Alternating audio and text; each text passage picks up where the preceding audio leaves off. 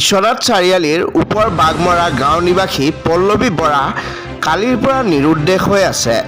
উল্লেখযোগ্য যে বিশ্বনাথ চাৰিআলিৰ বৰিগাঁও নিবাসী মইনা বৰাৰ কন্যা পল্লৱী বৰা যোৱা প্ৰায় 15 মাহ পূৰ্বে বিবাহ হৈছিল বিশ্বনাথৰ ওপৰ বাগমৰা গাঁৱৰ বিশ্বজিৎ বৰালৈ।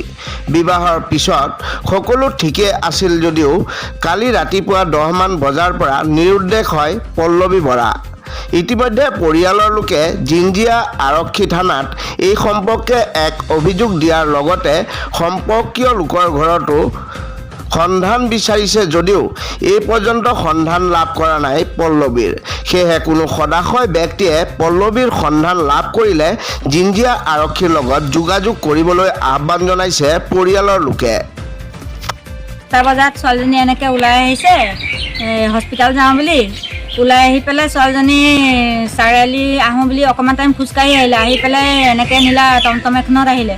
টমটমখনত আহি পেলাই তাই ইউকো বেংকৰ আগফালে ছোৱালীজনী দেখিলে মানুহ এজনে। দেখি পেলাই আৰু তাৰপিছত ছোৱালীজনী নাই। 10:30 বজাত প্ৰায়। তাৰপিছতে ঘৰৰ মানুহে গোটেইখিনিয়ে বিচাৰিছে। ছোৱালীজনী নিৰুদ্দেশ দেখি আমি আপোনাৰ হেৰিলৈ গ'লোঁ, জিঞ্জিয়া থানালৈ গ'লোঁ। তেওঁলোকক আমি এজাহাৰ এখন দিছোঁ, কৈ পেলাই আমি কৈছোঁ যে এনেকৈ আমাৰ ছোৱালীজনী পোৱা নাই বিচাৰি। এতিয়া সেইবাবে আপোনালোকে কি কৰে। আৰু মই ছোৱালীজনীৰ কাৰণে মই বহুত দুখী। আৰু এতিয়া ছোৱালীজনী মোক বিচাৰি উলিয়াই দিয়ে যে যোনে পায় ফটোখনৰ সৈতে মোক ছোৱালীজনী যেন যোনে পায় মোক ক'ব লাগে আৰু মই সেইটোৱে জানো।